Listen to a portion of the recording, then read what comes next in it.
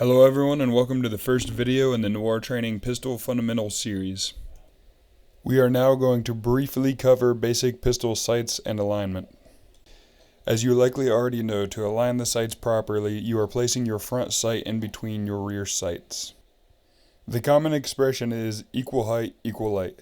This means for perfect sight alignment, the top of your front sight is aligned with the top of your rear sight, and the space on both sides of the front sight, the light, is also equal. Misalignment will result in shot placement being off relative to the front sight. For example, if your front sight is more to the left, your shots will be more to the left. If your front sight is high, your shot placement will be high, and so on. Here is a great illustration from handgunsmag.com that shows bullet impact relative to front sight position. You can find a link to the article from which this image was obtained below in the description of this video. Okay, now let's quickly cover point of aim. The point of aim is the precise point of the front sight that you are using to aim and varies from gun to gun and changes depending on the distance to the target.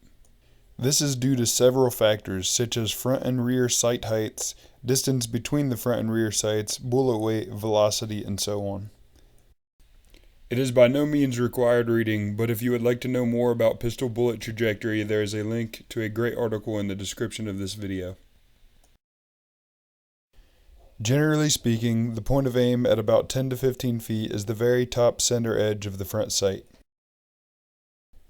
Closer in at a distance of about 5 feet from the target, it will be about the center of the front sight.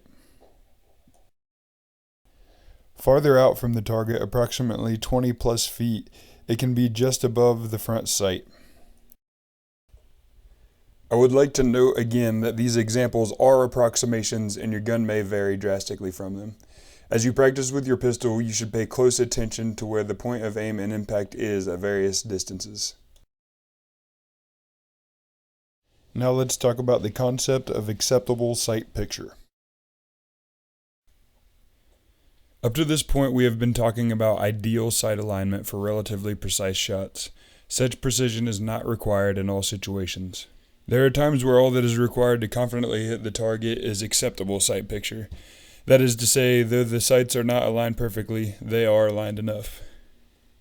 As a shooter, you should be able to evaluate and judge whether or not a given sight picture is acceptable, depending on the size and distance to the target or threat.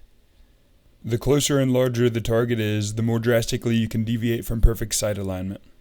What we mean by this is, for example, if you are shooting a 4 foot by 4 foot target from 5 yards away, it requires considerably less precision to hit than an 8-inch target at the same distance. Therefore, your sights can deviate much further from perfect alignment on the larger target than the smaller one at the same distance.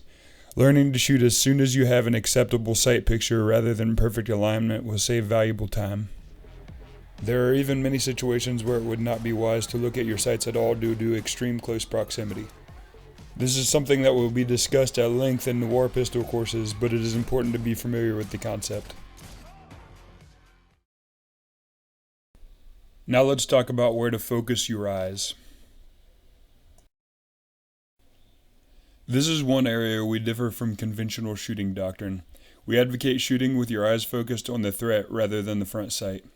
The reason for this is, in a real-life threatening situation, your eyes will naturally focus on the threat. Since you can shoot perfectly accurately while focusing on the threat, we believe front sight focus is an unnatural and unnecessary complication. Now for those of you who don't know, let's go over what we mean by front sight versus target focus. What you see on the screen right now is an example of front sight focus. This makes your front sight appear sharp and crisp, while the target is slightly blurry and your rear sights are slightly blurry and out of focus. This is a perfectly valid way of shooting accurately. However, as stated before, it is unnatural and unnecessary. Now let's look at an example of target focus. As you can see, the target is in focus and the front and rear sights are slightly blurry and out of focus. However, not so much so that it has a meaningful impact on the ability to aim with them. Finally, to end our segment on sights, let's cover the concept of shooting with both eyes. As you may have already inferred, we advocate shooting handguns with both eyes open when possible. There are several reasons for this. First, shooting with one eye cuts down on your field of view. In a life-threatening situation, you want to maintain as much situational awareness as possible. The second reason is, in a life-threatening situation, you will probably have both eyes open anyway, as it is natural to do so. People often find that despite practicing their whole lives using one eye to shoot, in a force-on-force scenario, they naturally default to both eyes.